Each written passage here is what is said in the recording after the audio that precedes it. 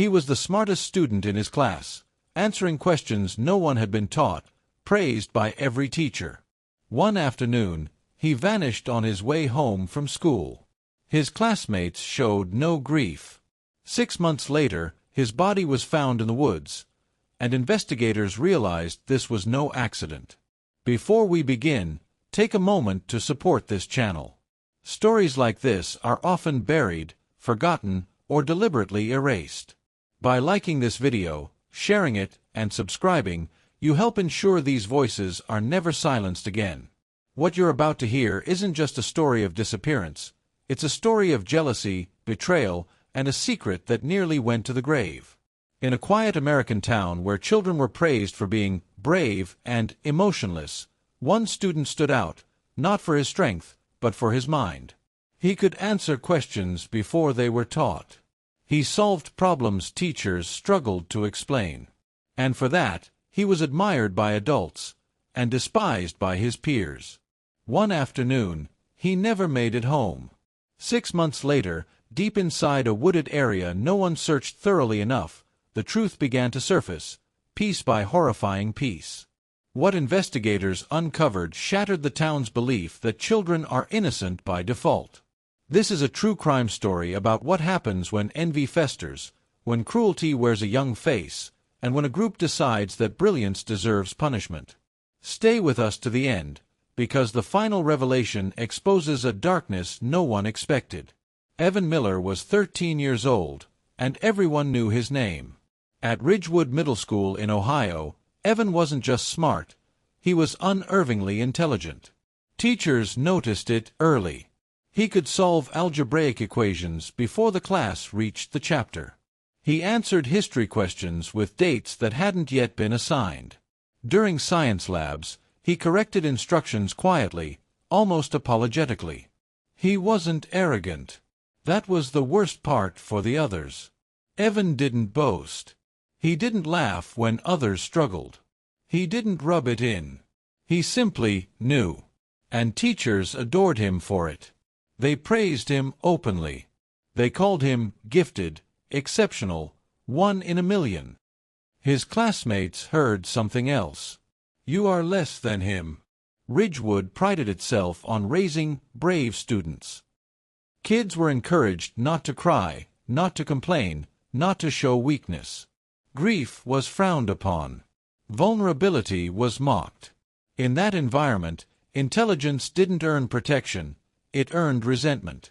Evan walked the same route home every afternoon, a quiet half-mile stretch that cut past an old wooded area known locally as Blackwood Preserve. Parents had complained about it for years, but the town insisted it was safe. On a cold Wednesday afternoon in October, Evan left school with his backpack slung over one shoulder, homework already finished.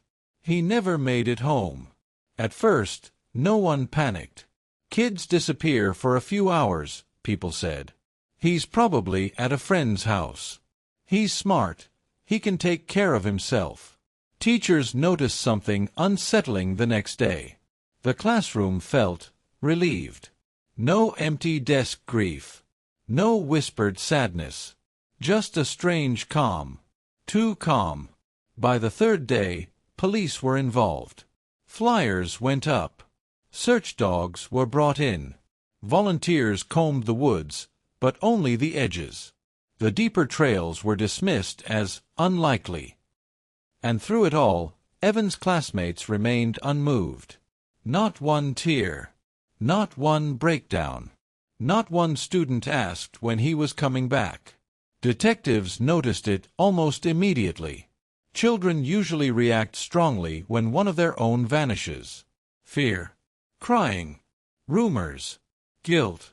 But at Ridgewood Middle School, something felt wrong. The students were fine. When questioned, they gave rehearsed answers. He was quiet. He kept to himself. We weren't really close. Teachers defended them. They're brave kids, one administrator said. We teach emotional control. But emotional control doesn't look like indifference. Investigators began sitting in classrooms, watching. The kids laughed, joked, moved on. Evan's locker sat untouched, his books still inside. No one asked for his things. No memorial appeared. No handwritten notes. One teacher admitted something chilling off the record. "The class atmosphere improved," she said. "Participation went up." As the weeks passed, attention shifted away. The search slowed. Leads dried up. Evan's parents begged for continued effort, but winter came, and with it, excuses. 6 months passed. Behind closed doors, something else was happening. A group of students, 5 of them, had formed a tight bond after Evan vanished. They were the same kids who had always competed with him academically. The ones who sat behind him. The ones whose grades dipped whenever his rose. They shared secrets.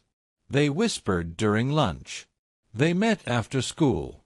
What no one knew was that the plan had begun long before Evan disappeared. It started with humiliation. They mocked him subtly, asked him trick questions in front of others, spread rumors that he cheated, that teachers favored him unfairly. When that didn't break him, they escalated. On the day Evan vanished, one of them told him there was a shortcut through Blackwood Preserve. Said they needed help with a study challenge. Said teachers were testing group intelligence. Evan believed them. That trust cost him his life. But for months, the secret stayed buried, just like Evan. Blackwood Preserve wasn't just woods, it was isolation. Tall trees blocked sunlight. Old paths twisted into dead ends. Cell service dropped completely. According to what would later be uncovered, Evan entered the woods willingly. He followed his classmates, notebook in hand, excited by the idea of being challenged. They led him deep. Then they turned on him. At first it was verbal. Accusations. Insults. Screaming that he thought he was better than everyone. That teachers loved him more. That he made them feel stupid. Evan tried to explain. He apologized. That enraged them. The humiliation became physical. They shoved him, knocked him down, took his backpack and dumped his papers into the dirt. They forced him to answer impossible questions while mocking him when he cried. The final blow came when someone pushed him backward near a steep embankment. Evan fell. The silence afterward terrified them. They panicked. Instead of helping, they made a decision, one that would haunt them forever.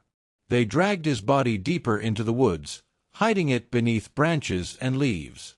They agreed never to speak of it, never to react, never to grieve. If they acted normal, no one would suspect. And it worked. For 6 months. The discovery happened by accident. A state forestry worker was surveying erosion damage when he noticed something unnatural beneath a pile of decayed leaves. A shoe. Small. A child's. Police sealed off the area immediately. What they found confirmed the worst fears. Evan's remains were located in a shallow depression, deliberately concealed. His backpack was nearby, crushed and empty. His bones showed signs of trauma inconsistent with a fall alone. The town erupted. News vans arrived. Candlelight vigils appeared overnight. Late, performative, guilty. Autopsy results revealed blunt force injuries and evidence of prolonged distress. This wasn't an accident. This was murder.